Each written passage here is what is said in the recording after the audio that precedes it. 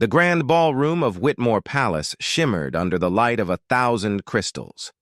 Every surface gleamed with polish and purpose, from the marble floors to the golden frames holding portraits of long-dead monarchs.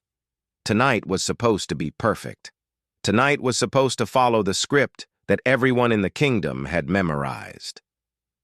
Prince Alexander stood at the top of the grand staircase, his military uniform adorned with medals that caught the light with each breath. Below him, hundreds of nobles waited in hushed anticipation. This was the moment they had all been waiting for, the announcement of his engagement to Lady Victoria Pemberton, the woman who had stood by his side for the past 5 years. Victoria stood near the orchestra, her emerald dress chosen specifically to match the royal colors. Her blonde hair was swept up in an elaborate style that had taken 3 hours to perfect. She held her champagne glass with practiced elegance, her smile never wavering even as the minutes ticked by. Everyone knew she would be queen one day. The newspapers had been speculating about their engagement for months. Her family had already begun preparing for their elevation in status. But Alexander's eyes were not on Victoria. Lady Isabella Thornwood tried to make herself invisible near the terrace doors. She had only returned to court 3 weeks ago after spending 2 years abroad, studying art in Florence. Her simple navy dress was beautiful, but understated, chosen specifically to avoid drawing attention. She had not wanted to come tonight, but protocol demanded the attendance of all noble families for such an important announcement. Isabella remembered Alexander as the serious boy who had once helped her rescue a bird with a broken wing in the palace gardens. That was 15 years ago, before life had assigned them their proper roles, before he became the perfect prince and she became the rebellious daughter who preferred paint-stained fingers to dancing gloves. The master of ceremonies struck his staff against the floor 3 times. The room fell silent. "Lords and ladies," the man's voice boomed across the ballroom. "His Royal Highness Prince Alexander wishes to address the gathering." Alexander began his descent down the staircase. Each step was measured, practiced. He had rehearsed this moment with his advisors countless times. He would walk to Victoria, take her hand, and make the announcement that would shape the future of the kingdom. But halfway down the stairs, he stopped. The entire room seemed to hold its breath. This was not part of the plan.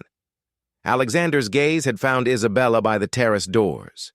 She had been trying to slip outside for fresh air, but the crowd had pressed too close. Their eyes met across the sea of expectant faces, and something passed between them that had nothing to do with protocol or duty. Victoria's smile faltered for just a moment before she recovered. She set down her champagne glass and took a small step forward, expecting Alexander to continue toward her. The photographers readied their cameras for the moment that would grace tomorrow's front pages. But Alexander turned. Like a compass finding true north, his body oriented toward Isabella.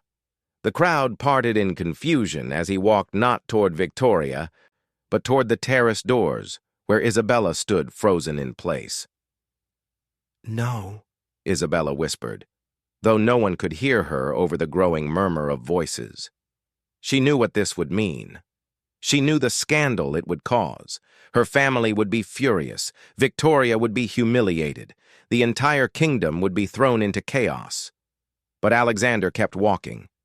Victoria's mother, the Duchess of Pemberton, grabbed her daughter's arm. "Smile," she hissed. "Whatever happens, keep smiling." The Duke of Whitmore, Alexander's father, half rose from his throne on the dais. His face had turned an alarming shade of purple. The Queen placed a restraining hand on his arm, her expression unreadable behind decades of royal training. Isabella's heart hammered against her ribs as Alexander drew closer.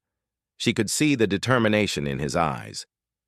The same look he'd had as a boy when he'd climbed the highest tree in the garden, despite everyone telling him it was too dangerous. "Your Highness," she said when he stopped in front of her. Her voice came out as barely a whisper. "Everyone is watching." Let them watch, Alexander replied, loud enough for those nearby to hear. I've spent my entire life doing what everyone expected. Tonight I need to do what's right. This isn't right, Isabella protested, acutely aware of the hundreds of eyes upon them. Lady Victoria deserves someone who loves her completely, Alexander interrupted, not someone who thinks of another every time he looks at her. The admission sent shockwaves through the nearby crowd. Several ladies gasped behind their fans. A photographer's flash went off, capturing the moment for posterity. Isabella's eyes filled with tears. Alexander, please, think about what you're doing. The kingdom, your parents, the consequences. I've thought of nothing else for 3 weeks, he said, reaching for her hand. Since the moment you walked back into the palace, I tried to convince myself it was nothing, just nostalgia for childhood. But standing here tonight, about to pledge myself to someone else, I realized I would be living a lie, and I would be forcing Victoria to live it with me. Isabella tried to pull her hand away, but Alexander held firm. The room had erupted into chaos. Nobles whispered frantically behind fans and hands.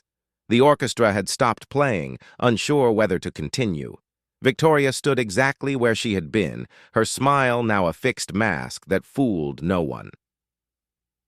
You don't know what you're saying, Isabella said desperately. It's just nerves, pre-engagement anxiety. The physicians have a name for it, Isabella. The way he said her name stopped her protests. Do you remember what you told me the night before you left for Florence? She closed her eyes. Of course she remembered. She had found him in the library, reading reports about grain production.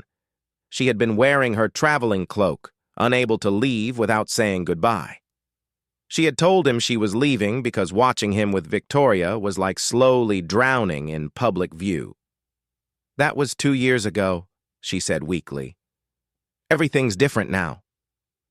Nothing has changed, Alexander insisted, except that I'm finally brave enough to admit it. The Duke of Whitmore had risen fully from his throne now. Palace guards looked uncertain, waiting for orders. Should they intervene? Was the prince having some sort of breakdown? Alexander's mother, the queen, stood slowly. Her movement drew every eye in the room. She descended from the dais with perfect poise, her expression giving nothing away. The crowd parted before her like the sea. Alexander, she said when she reached them. Her voice was calm, controlled. Perhaps we should continue this discussion in private. No, Alexander said, not releasing Isabella's hand. I've made my choice, Mother. I should have made it years ago. The Queen's gaze shifted to Isabella, who looked like she might faint at any moment. Lady Isabella, you've just returned from abroad. Perhaps you're unaware of certain developments. She's aware, Alexander said firmly. And she's the only reason I'm standing here tonight instead of boarding a ship to anywhere but here. This revelation sent another wave of whispers through the crowd. The prince had been planning to flee, to abandon his duties. Isabella found her voice. Your Majesty, I never intended. Intentions matter very little at this moment, the Queen interrupted smoothly. What matters is how we proceed from here. She looked around the ballroom at the sea of shocked faces, the photographers capturing every moment, the chaos threatening to spiral out of control. Then, in a move that surprised everyone, including her son, the Queen smiled. It was a small smile, but genuine. The heart wants what it wants, she said quietly, though her words carried in the hushed room. Even royal hearts. She looked at her son. Especially royal hearts, which are asked to sacrifice so much. The Duke of Whitmore made a choking sound from the dais. 2 attendants rushed to his aid. However, the Queen continued, her voice hardening slightly, there will be consequences, severe ones. Lady Isabella, your family standing at court will suffer. There will be a scandal. The newspapers will be merciless. Lady Victoria's family will demand satisfaction. Isabella nodded, her face pale but determined. I understand, Your Majesty. Do you? The Queen studied her carefully. Do you understand that loving my son means loving this kingdom? That choosing him means choosing a life of scrutiny, duty, and sacrifice? With respect, Your Majesty, Isabella said, finding strength she didn't know she had. I've spent 2 years in exile trying not to love him. If I could choose differently, I would have. The Queen considered this. Then she turned to Victoria, who still stood like a beautiful statue by the orchestra. Lady Victoria, approach. Victoria walked forward with her head high, each step precise, despite the trembling in her hands. When she reached them, she curtsied perfectly. My dear, the Queen said gently, you have conducted yourself with admirable grace tonight. The crown owes you a debt. Victoria's voice was steady when she spoke. I want only what is best for the kingdom, Your Majesty, and for the prince's happiness. Alexander finally released Isabella's hand to face Victoria properly. I'm sorry, he said, and the weight of those 2 words carried years of guilt and regret. You deserved better than this. You deserved the truth long before tonight. Victoria's perfect mask finally cracked. A single tear slid down her cheek. I knew, she whispered. I've always known. I just hoped. She stopped, composed herself. I hoped love might grow where duty was planted. The honesty of the moment struck everyone within hearing. Here were 3 young people caught in a web of expectation and tradition, each suffering in their own way. What happens now? Isabella asked, the question everyone was thinking. The Queen surveyed the ballroom, took in the shocked faces, the whispering crowds, the photographers documenting every second. Now, she said, with the authority of someone who had weathered many storms, we face the dawn, together. The morning after the ball, the kingdom woke to a changed world. Newspaper boys ran through the streets, their voices hoarse from shouting the scandal. Prince chooses love over duty, screamed one headline. Lady Victoria spurned at royal ball, declared another. The more sensational papers had somehow obtained photographs of the exact moment Alexander had taken Isabella's hand, the images grainy but unmistakable. In the Thornwood mansion, Isabella sat at her window, watching the crowd of reporters gathered at their gates. Her father had barricaded himself in his study, refusing to speak to anyone.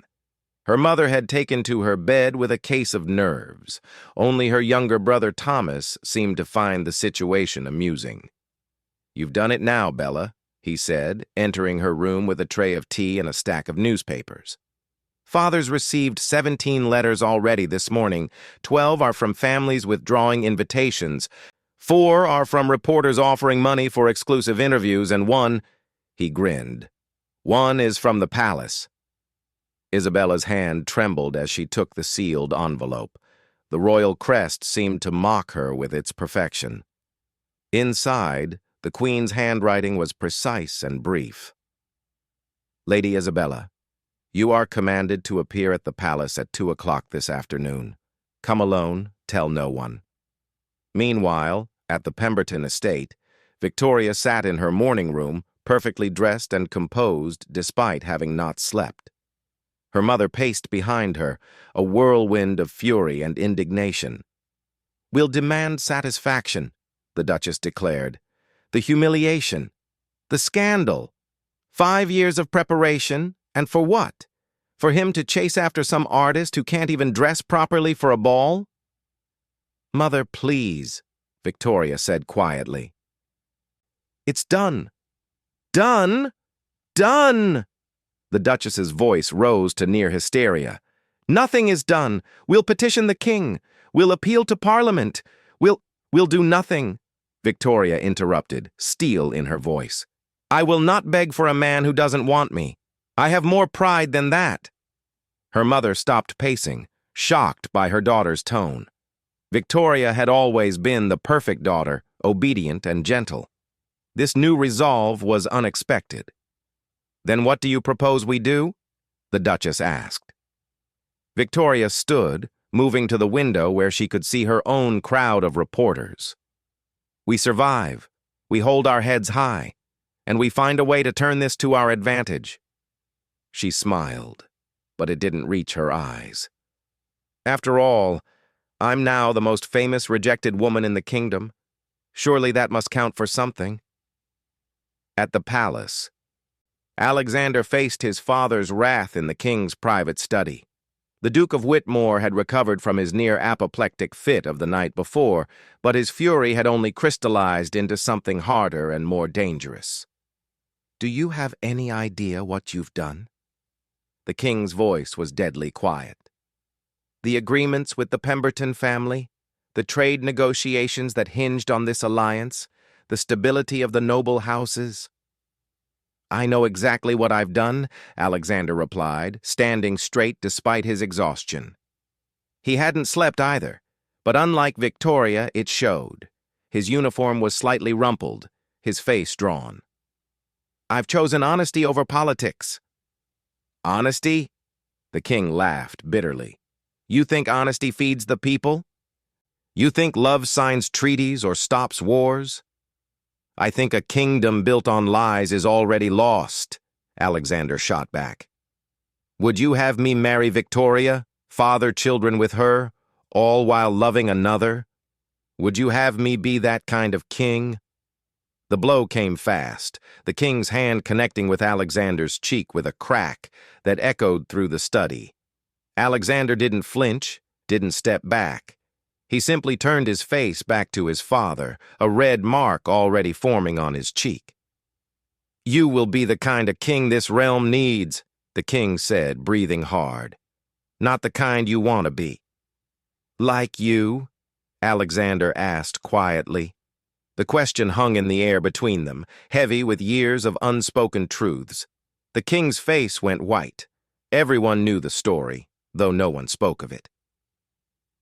How he had loved a merchant's daughter in his youth, how he had been forced to marry Alexander's mother for the good of the kingdom, how that merchant's daughter had disappeared one day, never to be seen again. Get out, the king whispered. Get out of my sight. Alexander bowed stiffly and left. In the hallway, he nearly collided with his mother, who had clearly been listening at the door. That was unwise, she said softly, touching the mark on his cheek. But not untrue, Alexander replied. The queen sighed. Truth and wisdom are not always the same thing, my son. You'll learn that soon enough. She straightened his collar with maternal efficiency. Isabella will be here this afternoon. I trust you'll make yourself scarce. Mother, this is my negotiation, not yours, she said firmly. You've made your grand gesture. Now let those of us with cooler heads clean up the mess. At exactly 2 o'clock, Isabella arrived at the palace through a side entrance, avoiding the main gates where reporters clustered like hungry wolves. A silent footman led her through corridors she had never seen, away from the public spaces and into the private heart of the palace. The queen received her in a small, intimate parlor that overlooked a private garden. It was a room clearly meant for personal use, with family photographs on the mantel and a half-finished embroidery on a side table. Sit, the queen commanded, and Isabella obeyed. Tea? Thank you, your majesty. Isabella's voice was steadier than she felt. The queen poured with her own hands, a gesture that was not lost on Isabella. When they both held their cups, the queen sat back and studied the young woman who had inadvertently thrown the kingdom into chaos.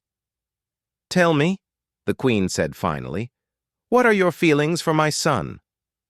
Isabella had expected accusations, threats, perhaps even an offer of money to disappear.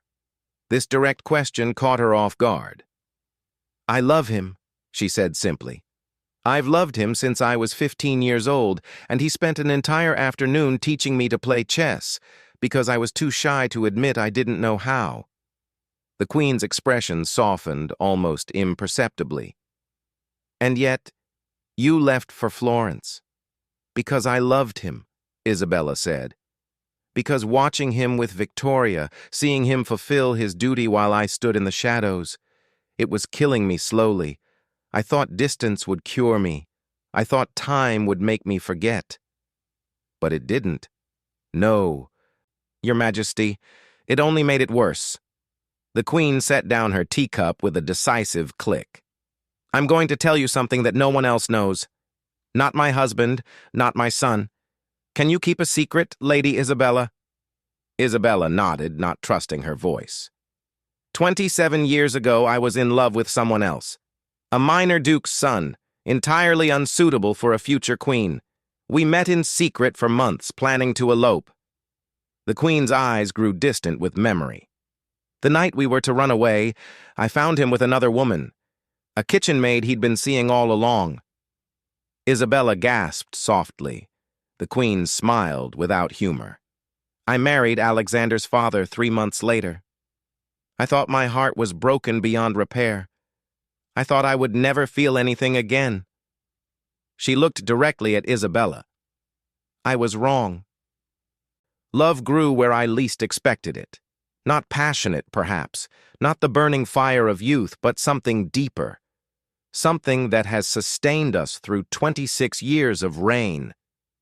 Why are you telling me this? Isabella asked. Because you need to understand what you're choosing, the Queen said. My son loves you. That much was painfully clear last night. But love alone won't make you a good queen. Love alone won't help you navigate the politics, the pressures, the constant scrutiny.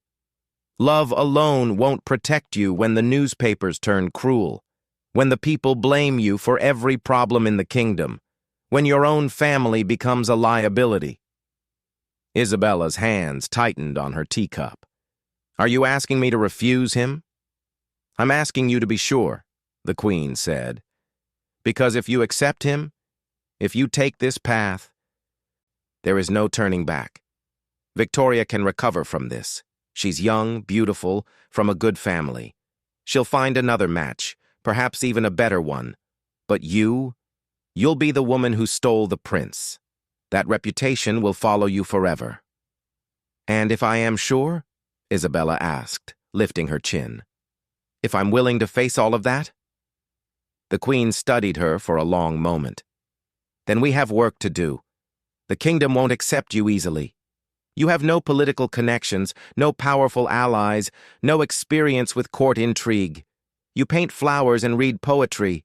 Hardly queen material.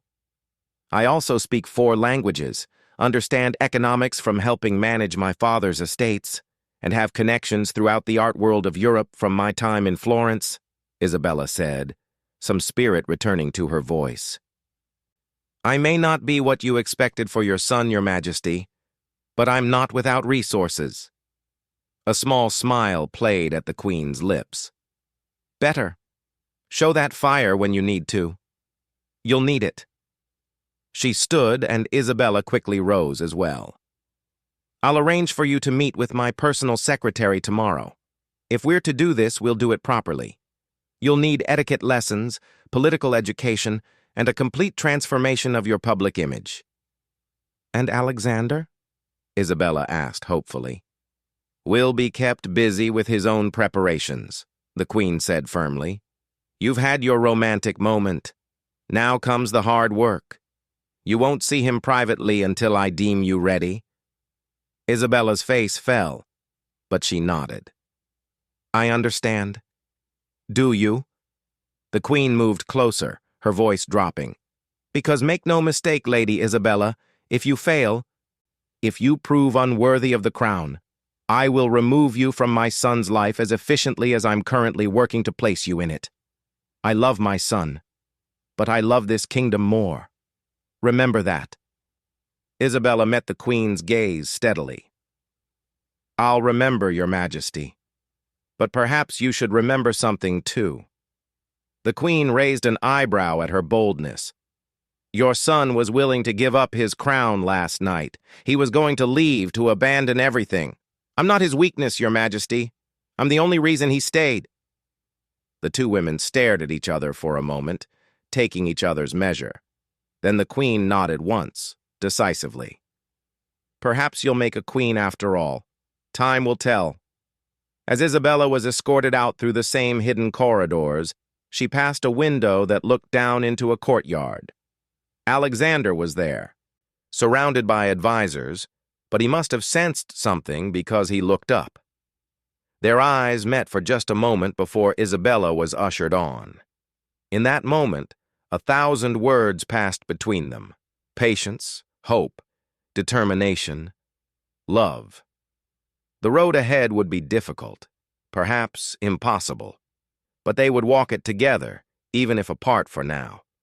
In her carriage ride home, Isabella didn't notice the reporters following her, didn't care about the whispers that would follow her for months to come. She was thinking about chess games and broken birds, about a boy who became a prince and a girl who might become a queen. The fairy tale had taken an unexpected turn, but it wasn't over. It was just beginning. 6 months had passed since the night that changed everything.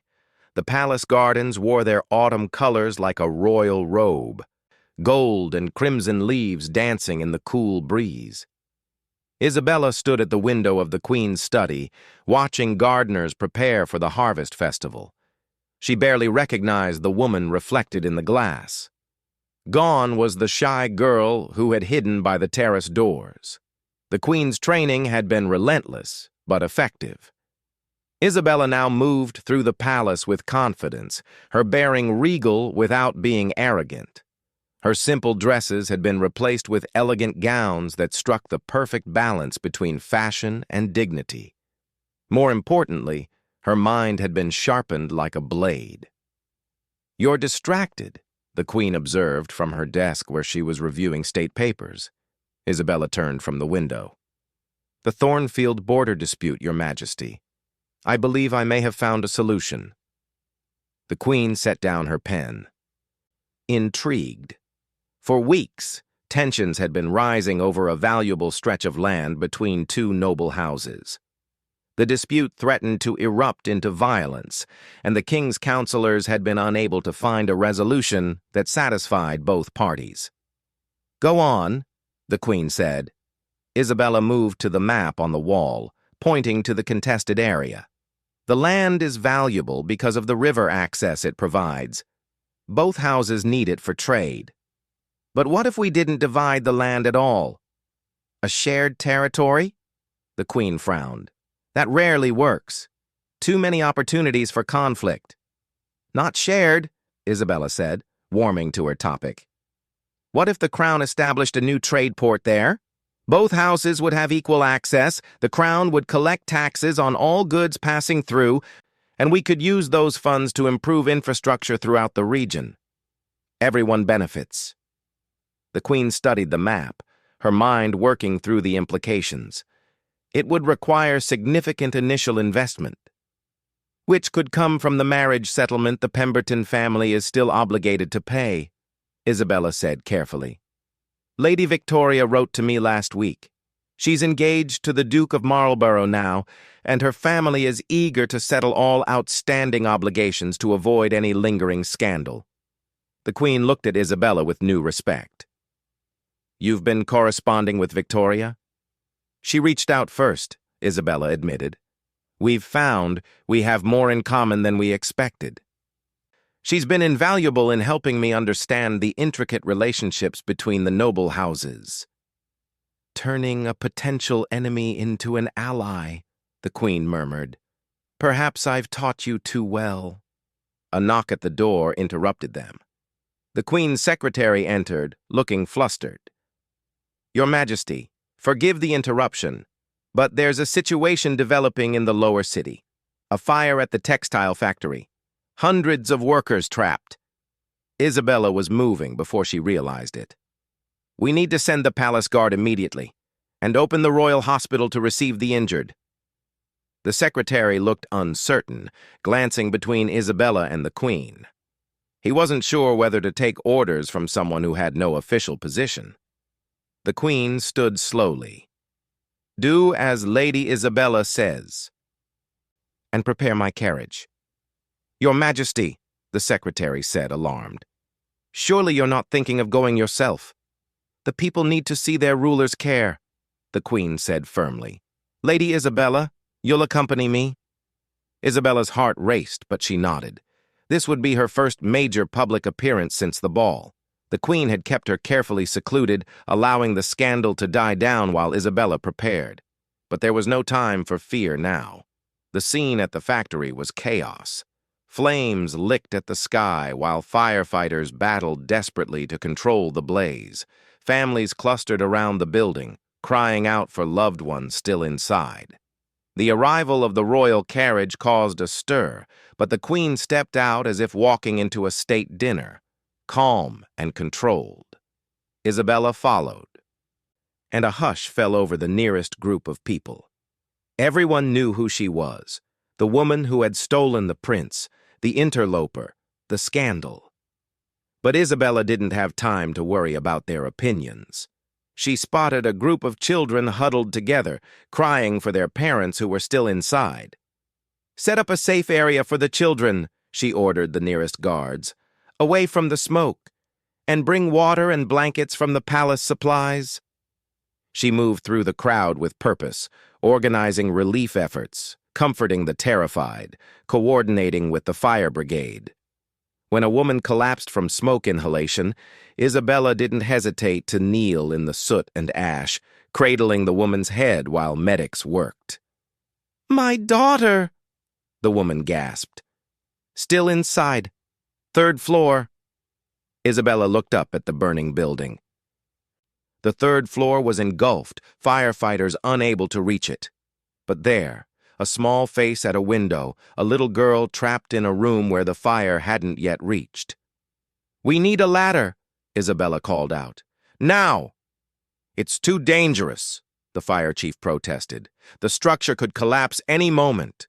Isabella stood, her fine dress already ruined with soot and ash. "Then we'd better hurry." She was halfway up the ladder before anyone could stop her. The Queen's training had included physical conditioning. A queen must be strong in body as well as mind, but nothing had prepared her for this.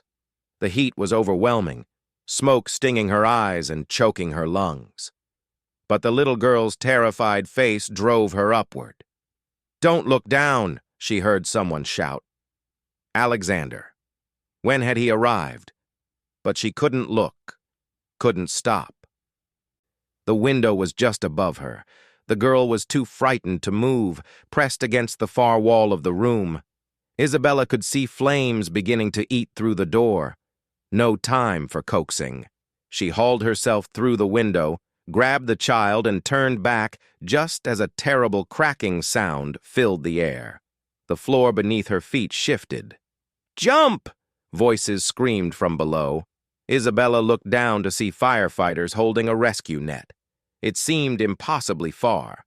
The child clung to her neck, sobbing. "We're going to fly," Isabella whispered to the girl. "Like birds. Close your eyes and hold tight." She jumped. For a moment, they were suspended in air, the burning building behind them, the crowd below holding its collective breath. Then they hit the net, bouncing once before firefighters pulled them to safety. The crowd erupted. Cheers, applause, tears of relief. The girl's mother appeared, sobbing as she clutched her daughter.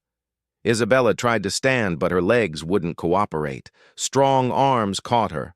Alexander, his face tight with fear and relief. "That was insane," he said, his voice rough. "Brave and magnificent and completely insane." "The Queen's lessons didn't cover jumping from burning buildings," Isabella managed, attempting humor despite her racing heart.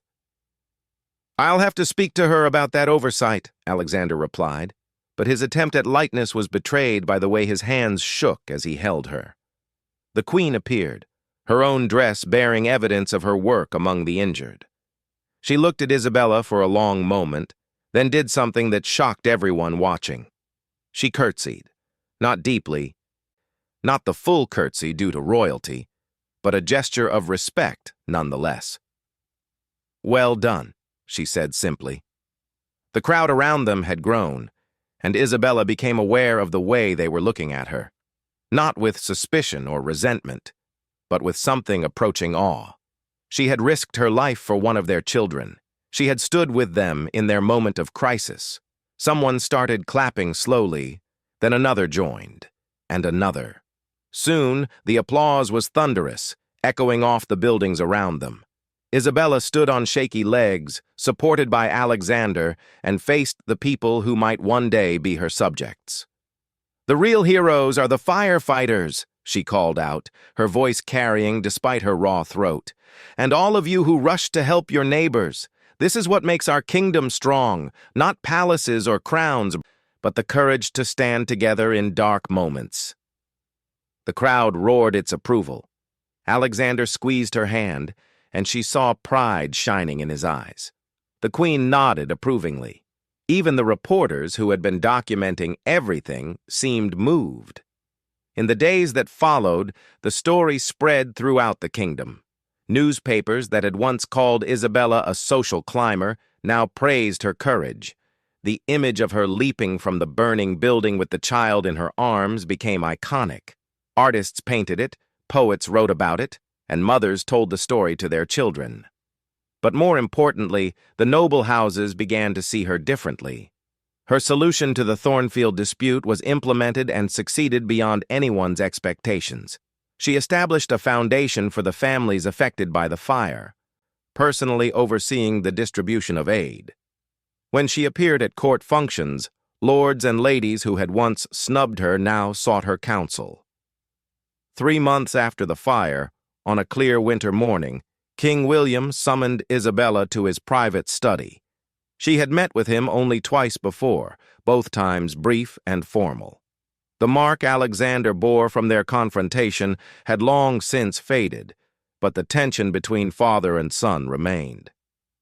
"Sit," the king commanded, and Isabella obeyed, her training allowing her to appear calm despite her nerves.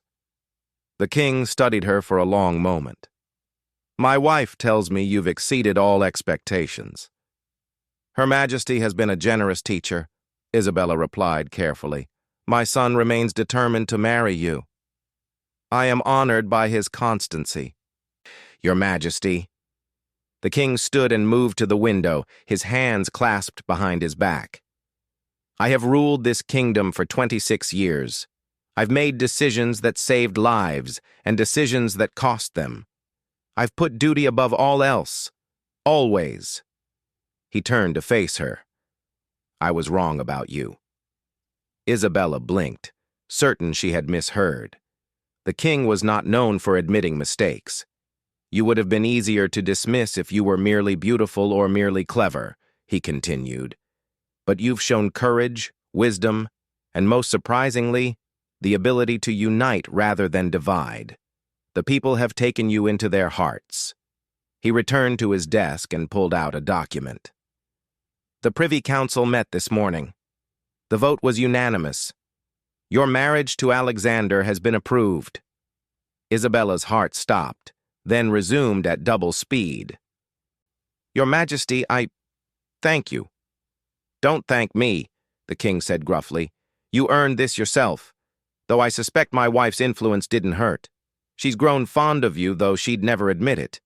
He pushed the document across the desk. "There are conditions, of course. A formal engagement period of 6 months. You'll need to complete your education in constitutional law, and—" He paused, seeming almost embarrassed. "I'd like you to continue working on solutions for the kingdom's various disputes. You have a talent for finding middle ground." "Of course, Your Majesty, whatever the crown requires." The king nodded, then did something that surprised them both. He smiled. "My son chose well, better than I gave him credit for. Don't make me regret this, Isabella." "I won't, Your Majesty. You have my word." "Good.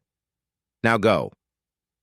"I believe there's someone waiting rather impatiently in the rose garden."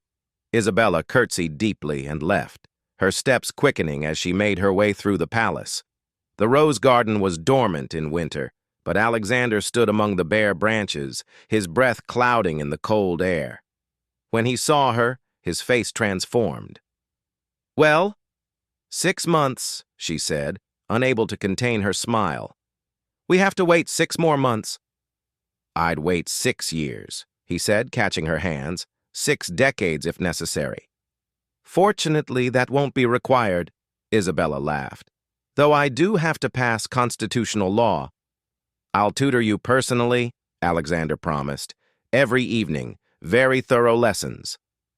"I'm not sure that would aid my concentration," Isabella said, but she was smiling too widely to be convincing. Alexander pulled her close, and for a moment they simply stood together in the winter garden, two people who had chosen love over convention and somehow made it work. "Do you regret it?" he asked quietly. "Everything you've given up? Your quiet life, your privacy, your freedom to simply be Isabella Thornwood who paints flowers?" Isabella thought of the little girl she'd pulled from the fire, now safe with her family. She thought of the Thornfield dispute resolved without bloodshed. She thought of the Queen's approval, hard-won but genuine. She thought of the kingdom she was growing to love, and the man she'd loved all along. "I'm not giving up who I am," she said. "I'm becoming who I was meant to be, and I'll still paint flowers. The palace gardens need better documentation." Alexander laughed, the sound bright in the winter air. "Then we'd better make sure you have the best studio in the kingdom." "Second best," Isabella corrected. "The best should go to the Royal Arts Foundation I'm planning to establish." "Already making plans?" "Your mother taught me well. A queen must always be thinking ahead." "Not queen yet," Alexander reminded her. "No," Isabella agreed, standing on her toes to kiss him as snow began to fall. "But soon." The engagement was announced a week later to thunderous approval. The wedding, 6 months hence, would be the event of the decade. Lady Victoria would attend with her new husband, the two women having forged an unexpected friendship. The Queen would personally adjust Isabella's crown before the ceremony. The King would walk her down the aisle, having no surviving male relatives of appropriate rank. But all of that was in the future. For now, there was just a prince and the woman he chose, standing in a snowy garden, proving that sometimes the heart's decision is the right one. Sometimes love doesn't destroy kingdoms, it saves them. And sometimes, just sometimes, the unexpected choice is exactly what everyone needed, even if they didn't know it. The kingdom had asked for a perfect princess and received instead something far more valuable. A queen who understood that true nobility isn't about bloodlines or traditions, but about the courage to leap into the unknown when someone needs saving. And in years to come, when people spoke of the moment Prince Alexander reached for Lady Isabella instead of Lady Victoria, they wouldn't speak of scandal. They would speak of the moment a kingdom learned that love and duty need not be enemies, that they can instead be the strongest allies of all. The fairy tale had found its ending, but the real story, the story of building a kingdom on hope rather than fear, on unity rather than division, was just beginning. And they lived, as all the best stories say, happily ever after. But more than that, they lived with purpose, with passion, and with the knowledge that they had chosen each other not in spite of the difficulties, but because together they could face anything, even dragons. But that, as they say, is another story entirely.